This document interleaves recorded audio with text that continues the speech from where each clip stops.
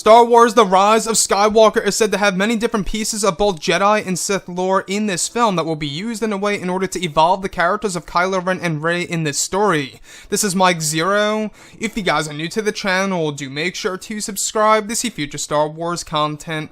Now, not only are both, of course, J.J. Abrams and Chris Terrio using a lot of the expanded universe material and transferring a lot of that over into Star Wars Episode 9, but they are also using Jedi and Sith lore in The Rise of Skywalker for a part of Rey's personal mission and or quest within the second act of the film that's going to be used in order to evolve her as a character and something to do with the Jedi and of course the new Jedi Order or whatever the new order will be in this film.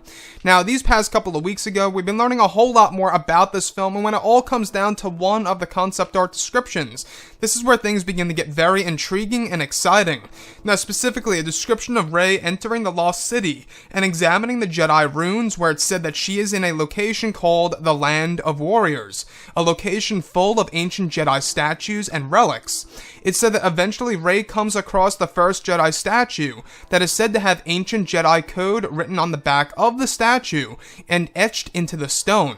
It's described to be the ancient Jedi Code that differs completely from the current one in canon under Disney, that will be learned by Rey, where it's said that she carries the ancient Jedi Code with her in the form of a scroll out of a chest box left next to the first Jedi statue. It's said that Rey will apply this to the next generation Jedi and whatever the new order will be in the film.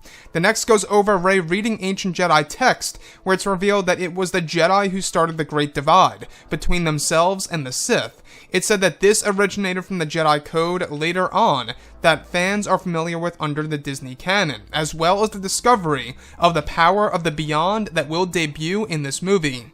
So I want to go over a couple of parts about all of this, obviously, because a lot of people are very excited about exactly how J.J. Abrams and, of course, Chris Terrio are going to utilize the Jedi and Sith code in a very specific way that's really going to give us a different view on the Jedi and the Sith and change how we view the Skywalker saga. So, first things first, what I really want to go over that I really feel is going to change how we view the past movies is, of course, the Jedi Code. Now, everybody's familiar with the Jedi Code, of course, if you guys are a hardcore Star Wars fan, and if you guys are casual fans out there, a lot of people are also familiar with the Jedi Code. However, in The Rise of Skywalker, a new one is going to be introduced, the Ancient Jedi Code, that Rey is actually going to use and adopt in order to implement that into her new Jedi Order, or whatever it's going to be called in this movie. Like I say, the new order may not even be about Jedi, it could be something completely different for all we know. And that's where a lot of people are starting to wonder on whether or not The Rise of Skywalker and its title could actually refer to something around the lines of Skywalker being a new order in and on itself. That's a big possibility. So one thing I want to go over, though, as well, is of course how the Jedi were responsible for creating the Great Divide between themselves and the Sith organization. So this all originated from, of course, learning about the current Jedi Code that a lot of people are familiar with, the updated Jedi Code. This is talking about, of course, years and years later, where the Jedi weren't as ancient as they were, pretty much before the ancient Jedi Code itself. So Rey discovers this in the form of a scroll. She carries it away, apparently, in the actual Lost City, and she adopts it and uses it for, of course, I guess you could say the ideology of the new Jedi Order and whatever it's going to be in this movie. So you can really see how this may be a risk by Disney and Lucasfilm, JJ, Chris, everybody involved with this movie. I think that changing the Jedi Code and changing the ways of the Jedi and really giving a different approach to the Order could very well be a very, risky thing to deal with in this movie, without a doubt.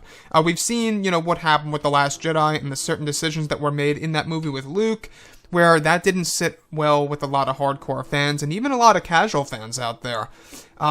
So for them to really make these big changes to the Jedi Order, and how we view the Jedi and the Sith, and how the Jedi were responsible for creating the Great Divide.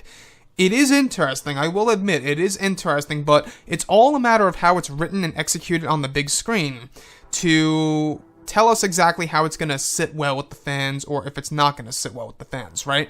So when we look at this movie, I think that the great thing about it is that JJ and Chris Terrio, they're really pouring their heart and soul into this movie when it comes to, of course, Jedi and Sith lore, and how that's going to be used in order to evolve both Rey and Kylo Ren.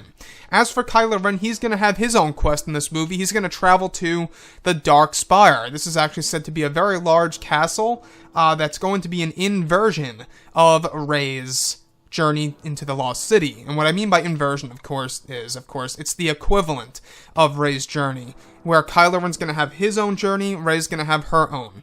So let me know what you guys have to say about all this below in the comments, and if you guys did enjoy the content for today, do make sure to drop a thumbs up on this video to support the channel. I thank you all so very much for the kind support, and I'll catch you guys next time.